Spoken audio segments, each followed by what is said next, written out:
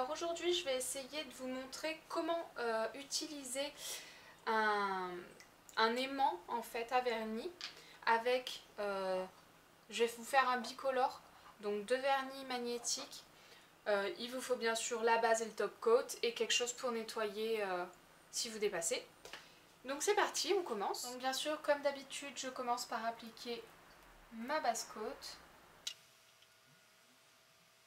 Donc ensuite je prends mon vernis de couleur. Donc là ce que j'ai pris c'est un beige à peu près, enfin c'est entre le beige et le marron. Et l'autre c'est entre le bordeaux et le rouge. Plus bordeaux je dirais celui-là. Donc je vais commencer. Alors ce qu'il faut surtout c'est avoir son aimant vraiment juste à côté.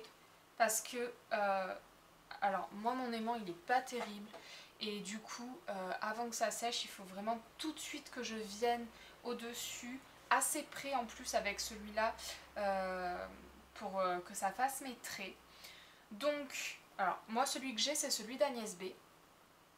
Voilà, comme je viens de vous le dire, je le trouve vraiment pas terrible.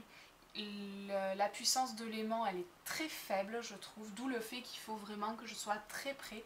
Et le fait également que je vous ai dit que j'allais essayer parce que pratiquement à chaque fois que j'ai essayé de faire ce style de nail art, je me suis foirée parce que j'ai touché mon ongle tellement j'étais près en fait. Donc j'essaierai si possible de piquer quelques-uns des aimants que ma belle-mère a pour vous montrer quand même la différence quand on a des bons aimants et quand on en a des mauvais. Voilà, donc c'est parti, on applique son vernis et en fait il va falloir passer ongle par ongle avec l'aimant au fur et à mesure. On met le vernis, on place l'aimant.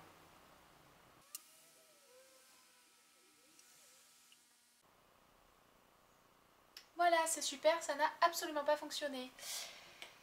Ah là là, bon, c'est pas grave, on va essayer avec le deuxième.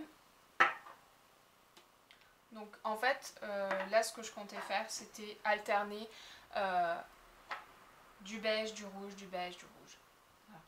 Après vous pouvez très bien, alors ça c'est, vous pouvez vraiment le faire avec n'importe quelle couleur de vernis, tant que ça s'assemble et que ça, enfin voilà, tant que ça fait joli, vous mettez ce que vous voulez hein.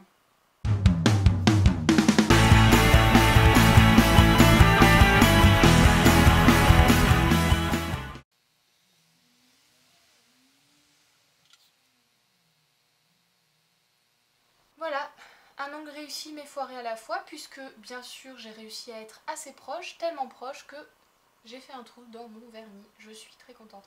Mais en tout cas voilà, ça donne ça normalement, sans trou dans le vernis, c'est mieux. Et voilà, c'est censé donner ça. Donc voilà, vous avez pu voir le désastre. Donc un petit conseil, n'achetez pas celui d'Agnès B parce que ben, il marche pas. Alors autant, il y a plein de produits que j'adore de chez eux. Mais alors ça, c'est nul. Juste c'est nul. Ou alors je suis tombée sur un mauvais lot, c'est possible aussi après tout. Hein, voilà, mais celui-là, on jette. Donc il suffit de passer au top coat, donc c'est super, j'ai des moitiés de stries, un ongle seulement strié. C'est magnifique, avec des raccommodages de partout. Absolument sublime ce tuto.